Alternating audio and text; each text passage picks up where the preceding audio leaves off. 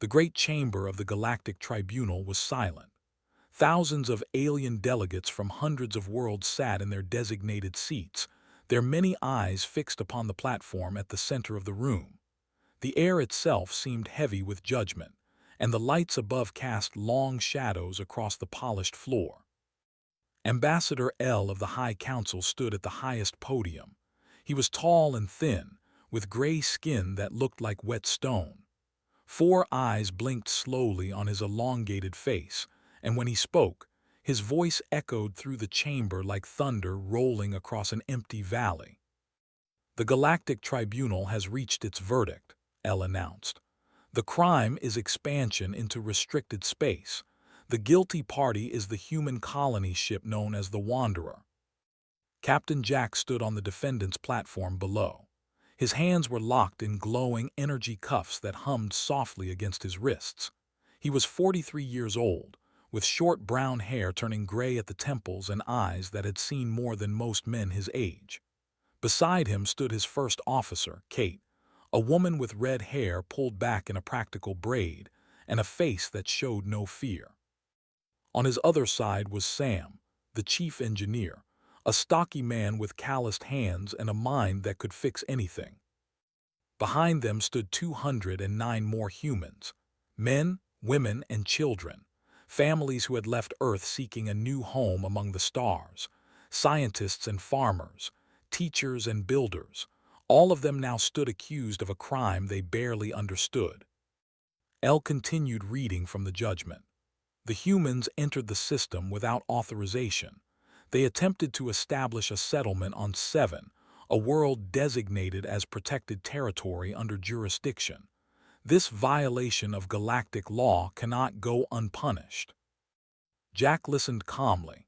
He had tried to explain to the tribunal that they had received no warnings, that their navigation systems had shown the system as unclaimed space, but they had not wanted to hear explanations.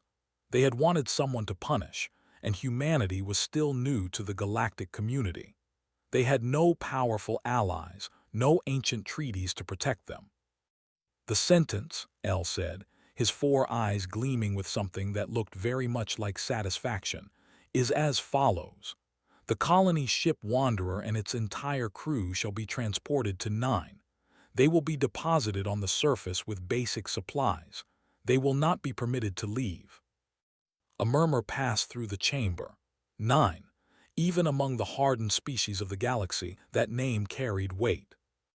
One of the human children, a boy of about 8 years old named Danny, tugged on his mother's sleeve. "Mom, what is 9? His mother, Lisa, pulled him close but did not answer. She did not know the details, but she could see the reactions of the aliens around them. Whatever 9 was, it frightened beings who looked like nightmares themselves. L was happy to explain. For those unfamiliar, 9 is classified as a Class 15, the highest classification in our system. The atmosphere contains corrosive compounds that burn organic tissue. The native fauna includes apex predators capable of killing a warrior in seconds. The gravity is 20% higher than galactic standard. The temperature swings between extremes that would freeze or boil most species. No civilization has ever survived on a Class 15 world. No colony has lasted more than 30 planetary rotations. He paused, letting the weight of his words settle over the chamber. "This is the fate of the humans. May the galaxy find peace in their absence." The alien delegates began to murmur among themselves. Some looked away, uncomfortable with the severity of the sentence. Others nodded in approval. They had always been harsh in their judgments, but this seemed extreme even by their standards. Jack did not react the way L expected. There was no begging. There were no tears. The human captain simply looked up at the ambassador and asked a question. "Class 15, you said. What exactly does that mean in terms of atmospheric composition?" L blinked all four eyes. This was not the response of a condemned man. "The atmosphere is primarily nitrogen, but with significant concentrations of sulfur dioxide and hydrogen sulfide. Breathing it unfiltered would cause severe damage to respiratory systems within minutes." Jack nodded slowly. Sulfur compounds, corrosive but manageable with proper filtration. He turned to Kate. What do you think? Kate considered the question as if they were discussing a minor engineering problem rather than a death sentence. We have the emergency filter masks. Should be good for a few months. After that, we can probably rig something from local materials. Sam scratched his chin. 20% higher gravity is going to be rough at first, but humans adapt. We will get stronger. Elle stared at them with undisguised confusion. You do not understand. 9 is a death world. No species has survived there. The predators alone number in the thousands. The plant life is often poisonous. The water sources are contaminated with heavy metals. Jack finally smiled, and there was something in that smile that made several nearby aliens shift uncomfortably in their seats. Ambassador, Jack said, let me tell you something about where we come from. Earth, our home world, would be classified as a Class 12 by your standards. We evolved alongside predators with claws and teeth that could tear us apart. We survived ice ages that covered half our planet. We lived through plagues that killed millions. We built our civilizations on the slopes of active volcanoes and in the paths of hurricanes. And we did not just survive, we dominated. Kate stepped forward, her voice calm and clear. Your Class 15 world has dangerous animals. We have spent our entire evolutionary history learning how to kill dangerous animals. Your world has a corrosive atmosphere. We have lived in environments filled with smoke, ash, and toxic gases. Your world has high gravity. We will grow stronger because of it. Sam added, you think you are sending us to our deaths. You are sending us to a challenge. And if there is one thing humans are good at, it is rising to meet challenges. The chamber had gone completely silent. The alien delegates were watching the humans with new eyes, trying to understand these strange creatures who faced extinction with such calm. Young Danny looked up at his mother again. Mom, are we going to be okay? Lisa looked at her captain, at the quiet confidence in his eyes. She had followed Jack across the stars because she believed in him. She was not going to stop believing now. Yes, sweetheart, she said, we are going to be just fine.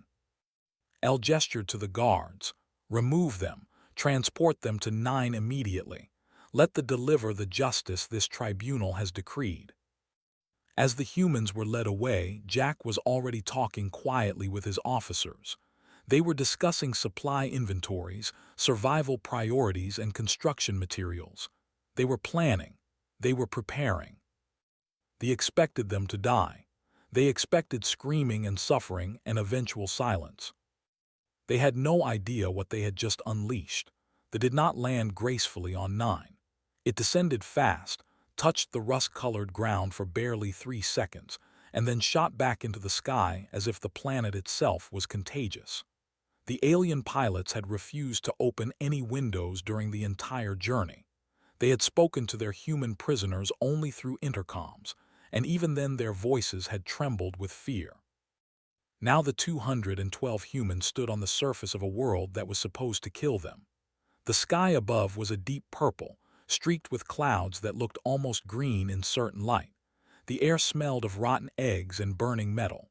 Mountains rose in the distance, their peaks jagged and dark against the alien sky. Strange trees with twisted trunks and leaves the color of dried blood grew in thick clusters across the landscape. Captain Jack was the first to move. He pulled his emergency filter mask over his face and took a careful breath.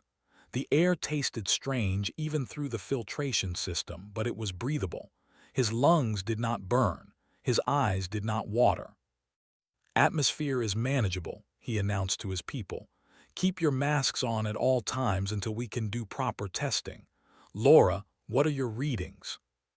Dr. Laura, the colony's chief medical officer, was already checking her portable scanner. She was a small woman in her late 30s with dark hair and steady hands that had performed surgery under worse conditions than this. Sulfur compound levels are high but not immediately lethal. Long-term exposure without protection would cause respiratory damage. Short-term, we should be fine with the masks. Kate moved to stand beside Jack. She scanned the tree line with sharp eyes, looking for movement. We need to establish a perimeter before nightfall. We have no idea what kind of predators are out there or when they hunt. Agreed, Jack said. He turned to face his people. Men and women were holding their children close. Some faces showed fear, but most showed determination. These were colonists. They had left everything they knew on Earth to build a new life among the stars. They were not the kind of people who gave up easily. "Listen to me," Jack called out, his voice strong and clear.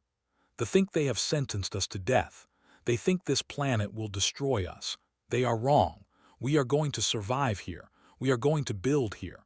And someday we are going to make them regret ever underestimating humanity." A cheer rose from the crowd. It was not loud or long, but it was real. These people believed in their captain, and more importantly, they believed in themselves. Lieutenant Cole, the head of security, pushed his way to the front. He was a tall man with broad shoulders and a face that had seen combat on 3 different worlds. "Captain, I am taking a team to scout the immediate area. We need to know what we are dealing with before we set up camp." Jack nodded. "Take 5 people. Stay in radio contact. Do not engage anything hostile unless you have no choice." Selected his team quickly, and they moved out, disappearing into the alien forest with weapons drawn. The weapons were primitive by galactic standards, projectile firearms that they had not bothered to confiscate. They had probably assumed that bullets would be useless against the horrors of 9. They were about to learn how wrong that assumption was. Back at the landing site, Sam was already organizing the supplies.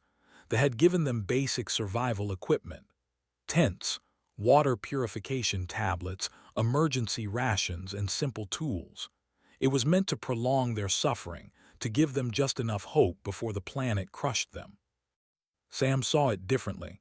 He saw raw materials, he saw possibilities. "We have enough here to build a proper shelter," he told Jack. "Nothing fancy, but solid. If I can find the right kind of stone, I can reinforce the walls, make it something that will last." "Do it," Jack said. "Take whoever you need." The first hour on 9 passed without incident. The colonists worked together with quiet efficiency. They had been trained for hostile environment survival. They had expected difficulties on whatever world they eventually settled. This was not the welcome they had hoped for, but they were adapting. Then's voice crackled over the radio. "Captain, we have contact. Big predator, maybe 400 pounds. 6 legs, armored plating, lots of teeth. It is watching us from about 50 meters out." Jack grabbed the radio. "Do not provoke it. Observe and report." A long pause, then spoke again, his voice tight. "Too late for that, it is charging." The sound of gunfire echoed through the alien forest. 3 shots, 4, a pause, then 2 more. "Report," Jack demanded. Silence stretched for 5 agonizing seconds. Then's voice came back, slightly breathless but calm. "Target down. Took 6 rounds to penetrate the armor plating. Weak points are the joints between body segments and the underbelly. The thing died hard, but it died." Relief flooded through Jack, but he kept his voice steady. "Any injuries?" "Negative, we are fine. Captain, you should see this thing. It is built like a tank. If these are the predators here, we are going to need better weapons. Bring back whatever samples you can. Laura will want to study the biology. And good work." When the scouting team returned, they dragged the body of the creature with them. It was exactly as had described. 6 powerful legs ending in claws that could tear through metal, armored plates covering most of its body, a mouth filled with teeth designed for ripping and tearing. Laura examined it with professional curiosity rather than fear. "Remarkable," she murmured. "The armor is actually a form of calcium carbonate, similar to shells found on Earth crustaceans but much thicker. The muscle density is incredible. This thing was built for one purpose." "Killing," Kate said flatly. "Hunting," Laura corrected. "It is a predator, yes, but it follows biological rules. It has weaknesses, it can be understood, and anything that can be understood can be defeated. That night the colonists ate their first meal on 9. Someone had suggested cooking part of the creature they had killed. It seemed wrong to waste potential food on a world where survival was uncertain. Laura ran tests to make sure the meat was not poisonous to humans. It was not. In fact, it was highly nutritious. When properly cooked over a fire built from the strange alien wood, the creature tasted remarkably like wild boar.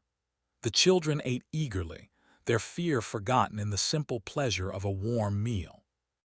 Jack sat apart from the others, staring up at the purple sky. A single light moved among the unfamiliar stars, the observation satellite watching them, recording their expected demise.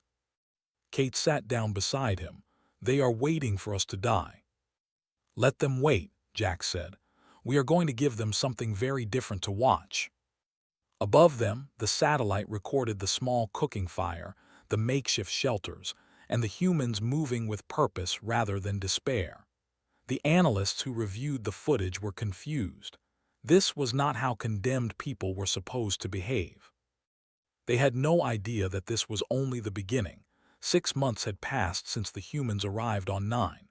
The observation satellite continued its silent watch from orbit, sending data back to analysts who could not believe what they were seeing. Every report was marked with notes of confusion and disbelief. The humans were not dying. They were not even struggling. They were building something that looked disturbingly like a permanent settlement. The colony had grown from a cluster of emergency tents into a proper village. Sam had discovered that the native stone, when properly treated and cured, became incredibly strong. The houses he built could withstand the fierce storms that swept across the planet every few weeks. They could resist the claws of the predators that sometimes wandered too close to the settlement. And they stayed cool during the scorching days and warm during the freezing nights. Price, the colony's chief agriculturalist, had achieved something that they would have called impossible. She had started a farm. The acidic soil of 9 was deadly to most plants from other worlds. Seeds brought from Earth died within days of being planted, but had not given up. She had studied the native vegetation, analyzed the soil composition, and run hundreds of experiments in her small laboratory. The key was the neutralizing compounds, she explained to Jack during one of his regular inspection tours. There are certain plants here that produce alkaline substances to protect themselves from the acidic soil. If we extract those compounds and mix them into our growing plots, we can create pockets of balanced soil where Earth crops can survive. Jack looked at the rows of green plants pushing up through the rust-colored ground. Tomatoes, beans, wheat, things that had no business growing on a Class 15, yet here they were, thriving. How did you figure this out? He asked. Smiled, trial and error. A lot of error, actually. But that is how we humans have always done it. We fail, we learn, we try again. Eventually, we succeed. The crops were not the only success story. Laura had established a medical center that was treating everything from minor cuts to the occasional predator attack. She had learned which native plants had healing properties and which ones were poisonous. She had developed treatments for the respiratory irritation caused by the atmosphere and vaccines against several local diseases. Human immune systems are remarkably adaptable, Laura told Kate one afternoon. We are actually developing natural resistance to some of the atmospheric compounds. Give us a few generations, and our descendants might be able to breathe this air without masks. Kate raised an eyebrow. You are thinking that far ahead. Someone has to. We are not leaving this planet anytime soon. We might as well plan for the future. The security situation had improved dramatically. Cole and his team had mapped the territories of the major predator species within 100 kilometers of the settlement. They had learned the hunting patterns, the migration routes, and the warning signs that indicated danger. These creatures are dangerous, reported during a colony meeting, but they are not mindless killing machines. They follow rules. They avoid areas that smell like humans now. They have learned that attacking us is costly. The colonists had killed 17 of the large armored predators in the first 3 months. After that, the attacks had stopped. The creatures, whatever passed for intelligence in their alien brains, had figured out that humans were not easy prey. More importantly, the humans had stopped being afraid. Children played in the streets of the growing village. They attended school in a building made from native stone. They learned mathematics and science and history, just as they would have on Earth. But they also learned about their new home. They learned which berries were safe to eat and which insects to avoid. They learned to read the weather patterns and to recognize the calls of dangerous animals. Young Danny, the boy who had asked his mother if they would be okay, had become something of a local expert on the small reptiles that lived near the settlement. He had a collection of them in a terrarium made from scavenged materials. He had named each one and could describe their behaviors in remarkable detail. "This one is Spike," he told anyone who would listen. "He looks scary because of the horns, but he only eats insects. He is actually very gentle if you approach him slowly." Lisa, his mother, watched her son with a mixture of pride and wonder. 6 months ago, they had been condemned to death. Now her child was thriving on a world that was supposed to be unsurvivable. The colony had even begun to develop its own culture. Someone had built a musical instrument from native materials, a stringed device that produced haunting melodies. Stories were being written about their journey and their struggles. A new holiday had been established to mark the anniversary of their arrival, a day they called Landing Day. Jack walked through the settlement as the sun set, casting long purple shadows across the stone buildings and the green fields. He stopped to talk with families, to check on progress, to offer encouragement where it was needed. He was proud of what his people had accomplished, but he knew they could not become complacent. "They are still watching," Kate reminded him that evening. They stood on the roof of the central building, looking up at the moving light of the observation satellite. "They expected us to be dead by now. What do you think they are planning?" Jack considered the question. They have two choices. They can admit they were wrong about humans, which would mean admitting their entire classification system is flawed, or they can come down here and see for themselves what we have built. "You think they will come?" "Eventually, when the curiosity becomes too strong to resist, when their analysts demand answers that the satellite cannot provide." Jack turned to face his first officer. "When they do come, we need to be ready, not for a fight. We cannot win a war against the entire fleet, but we need to show them something they have never seen before." "What is that?" Jack smiled in the fading light. "We need to show them what humans can do when the universe tells us we are not supposed to survive. We need to show them that everything they thought they knew about us was wrong." Kate looked out at the village below. Lights were coming on in the windows. The smell of cooking food drifted up to them. Laughter echoed from somewhere near the school building. "I think we are already doing that," she said. Above them, the satellite recorded another peaceful evening in the human settlement. The data was transmitted back to analysts who added it to a file that had grown very thick in the past 6 months.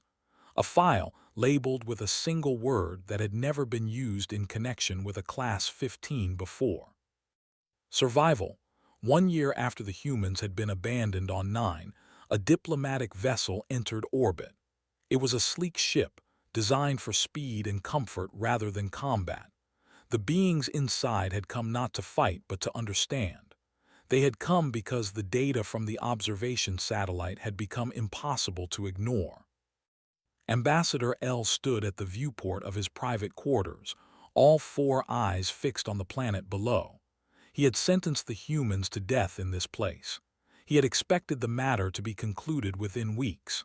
Instead, the reports from his analysts had grown more disturbing with each passing month. The humans had not died.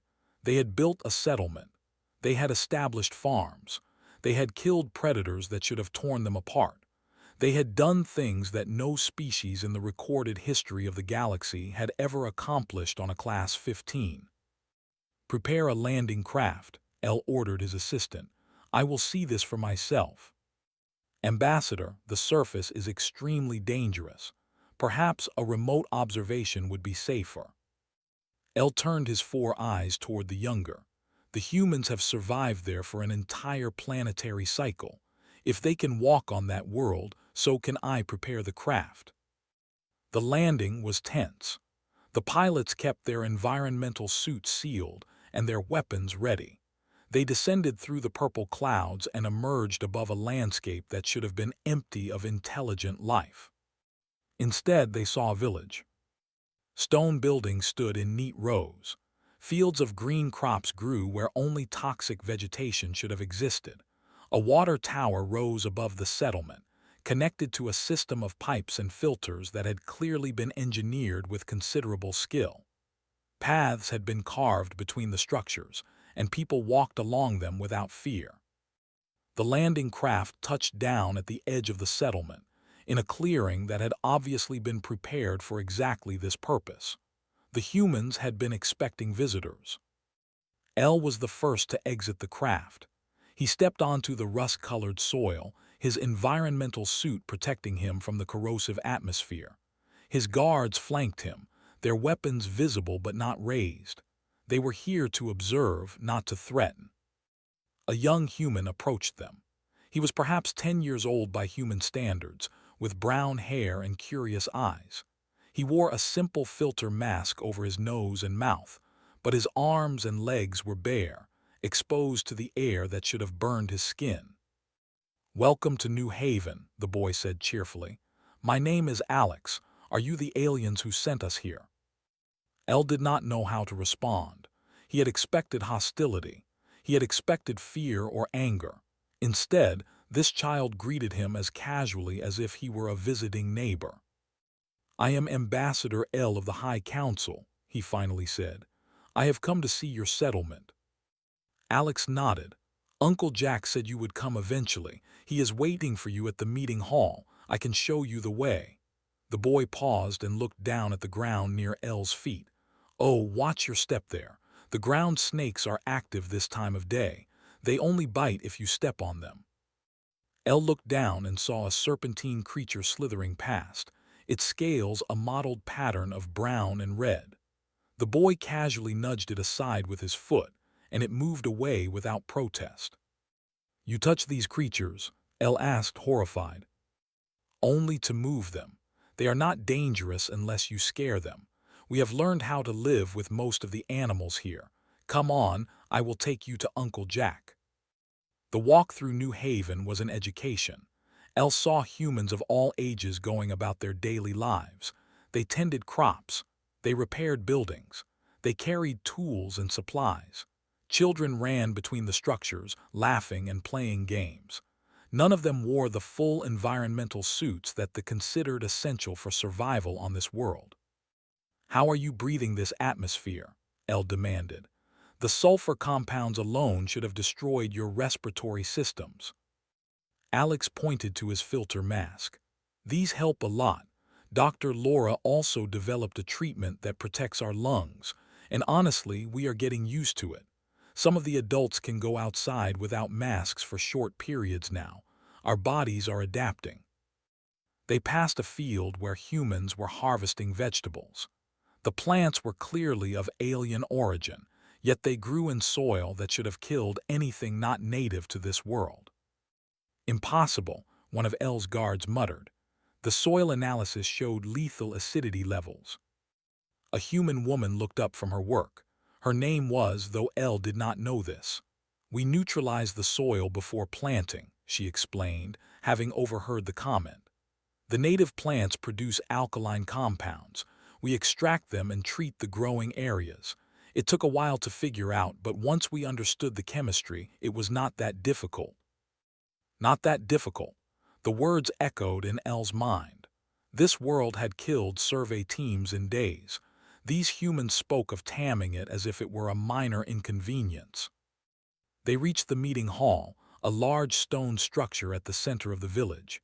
Jack waited at the entrance, flanked by Kate and several other humans. They were weathered and hardened, their bodies showing the marks of a year spent in harsh conditions. But they were also healthy, strong, and clearly unbroken. "Ambassador," Jack said, his tone polite but not warm. "Welcome to New Haven. I assume you have questions." El struggled to maintain his composure. "This should not be possible. 9 is a class 15. No civilization has ever survived here. How have you done this?" Kate answered before Jack could speak. "With respect, Ambassador, you fundamentally misunderstood what you were dealing with when you sentenced us here. You classified this world as deadly, and it is. But you forgot to consider where humans come from." "Earth," El said, "a class 12 world by our estimates." "Exactly. We evolved on a planet that tried to kill us every single day. Predators with claws and teeth. Diseases that spread through the air. Natural disasters that leveled entire cities. Extreme temperatures, poisonous plants, venomous animals. We survived all of it. Not by hiding from danger, but by facing it. By learning from it. By adapting to it." Jack took over. "Your class 15 has dangerous animals. We have been hunting dangerous animals for hundreds of thousands of years. Your world has corrosive atmosphere. We have lived next to volcanoes and industrial factories. Your world has harsh conditions. We have thrived in deserts and frozen wastelands and the depths of our oceans." He gestured at the settlement around them. "You did not send us to our doom, Ambassador. You sent us to a challenge. And there is nothing in this universe that humans are better at than overcoming challenges." El stood in silence for a long moment, his 4 eyes taking in the impossible reality before him. The stone buildings, the green fields, the healthy humans, the children playing without fear. "I sentenced you to death," he finally said, his voice barely above a whisper. "Yes," Jack agreed, "you did, and we responded by building a home." The ambassador had no answer to that. For the first time in his long career, he found himself completely without words. The Galactic Tribunal reconvened 3 months after Ambassador L returned from 9. The Great Chamber was filled once again with delegates from hundreds of worlds, but the atmosphere was different this time. There was tension in the air, and something else that had not been present during the original sentencing. There was uncertainty. Word had spread across the galaxy like fire through dry grass. The humans had survived a class 15. They had not just survived. They had built a thriving colony. They had established farms and constructed buildings. They had killed the predators that were supposed to be unstoppable. They had done the impossible, and they had done it with basic supplies and primitive weapons. Species that had previously dismissed humanity as weak and unremarkable now viewed them with something that approached awe. Diplomats who had ignored human requests for meetings were suddenly eager to establish contact. Trade offers arrived from systems that had never shown interest before. The galaxy was paying attention to humanity in a way it never had before. Jack stood at the speaker's platform, but this time he was not a prisoner. This time he was an official representative of the human coalition, recognized by the galactic community as a voice of authority. His energy cuffs had been replaced by a formal diplomatic badge. Kate and Sam stood behind him, along with a delegation of humans from both Earth and New Haven. "Delegates of the Galactic Tribunal," Jack began, his voice calm and measured. "I appear before you today not to seek revenge or to make accusations.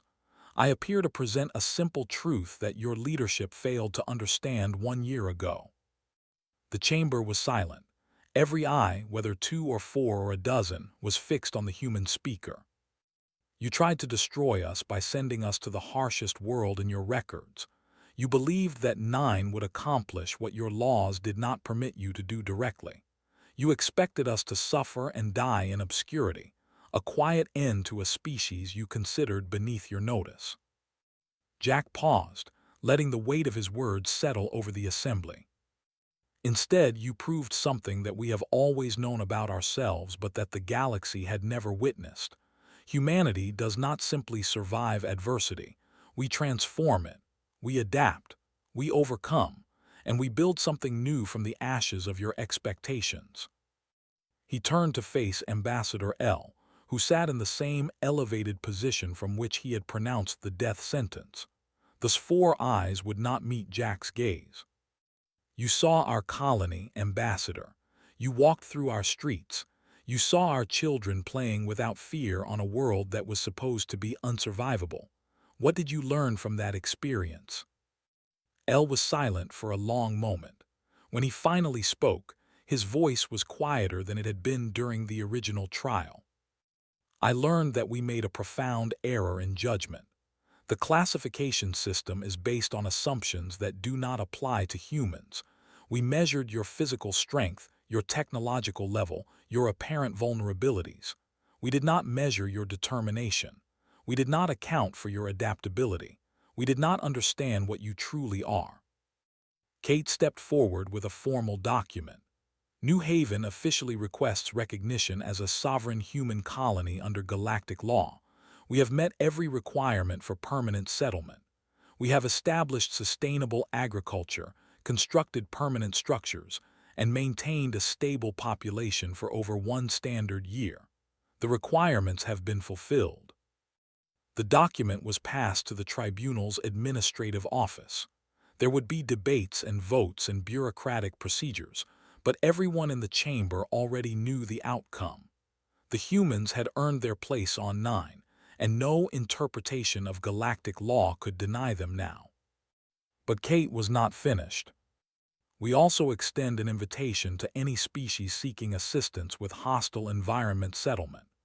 Our expertise in survival, adaptation, and construction under extreme conditions is available to all who approach us in good faith. If your people need help colonizing a difficult world, humanity is ready to assist." The reaction in the chamber was immediate. Delegates began speaking among themselves. Some were dismissive, unwilling to accept human help after years of treating them as inferiors, but others were clearly interested. The galaxy was full of harsh worlds that held valuable resources.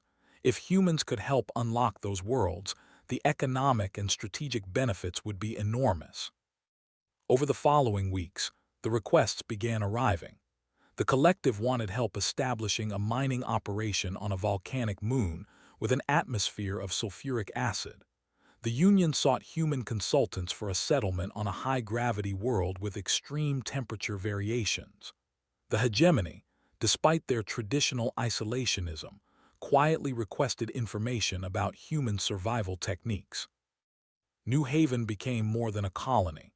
It became a training center, a research facility, and a symbol of what humanity could accomplish. Scientists from across the galaxy came to study how the humans had adapted to 9. They analyzed the soil treatment techniques that Price had developed. They examined the construction methods that Sam had pioneered. They tested the medical treatments that Laura had created. And everywhere they went, they brought back the same message. The humans were not what the galaxy had assumed. They were something far more remarkable. Young Danny, now 11 years old, was interviewed by a journalist who had traveled to New Haven to document the human achievement. The journalist asked him what it felt like to grow up on a Class 15. Danny thought about the question for a moment, stroking one of his pet reptiles as he considered his answer. "It is just home," he finally said. "The animals can be dangerous, but we know how to handle them. The air is not great, but we have masks. The food takes some work to grow, but it tastes good when you know how to prepare it." He smiled at the journalist. "I think every world is hard in some way. The point is not to find an easy place. The point is to make any place work." The journalist included that quote in her final report. It was shared across millions of worlds and translated into thousands of languages. A child on the most dangerous planet in the galaxy, speaking with simple wisdom about the nature of survival. Jack returned to New Haven after the tribunal proceedings concluded. He stood on the roof of the central building with Kate, looking out at the settlement that had grown so much in the past year. New construction was visible in every direction. The population had increased as volunteers arrived from Earth, eager to be part of something historic. "We changed something today," Kate said quietly. "The way the galaxy sees us, the way they think about what is possible, that is not going to go back to the way it was." Jack nodded. "They tried to erase us. Instead, they made us visible. They forced us to show what we are capable of." He looked up at the purple sky, at the stars that were beginning to appear in the twilight. Somewhere out there, species that had never heard of humanity before were now speaking their name. Governments that had ignored them were now seeking their help. A galaxy that had considered them insignificant was now forced to acknowledge their worth. "We are just getting started," Jack said. "This is only the beginning of what humanity can do." Kate smiled and put a hand on his shoulder. "Then we had better get back to work." Below them, the lights of New Haven glowed against the gathering darkness. Children laughed in the streets. Families sat down to dinner. Engineers planned new construction. Scientists recorded new discoveries. The colony that was supposed to be a death sentence had become a beacon of human resilience. The galaxy had tried to destroy them. Instead, it had shown them exactly what they were capable of becoming. And they were only just getting started.